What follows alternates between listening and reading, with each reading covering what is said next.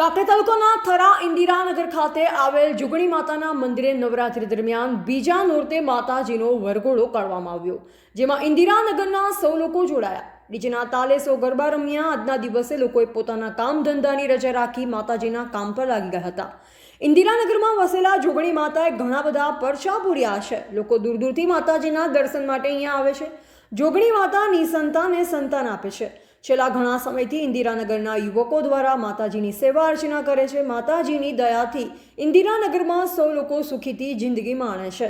Reporter જય શ્રીમાળી રાવળ દશરથભાઈ ગાંડાભાઈ રાવળ જોગણી માના મંદિરે થરા ઇન્દિરાનગરમાં જોગણી માનું મંદિર આવેલું છે। 200 વર્ષ પુરાણું છે। 20 થી 25 વર્ષથી હું અહીં સેવા કરું છું।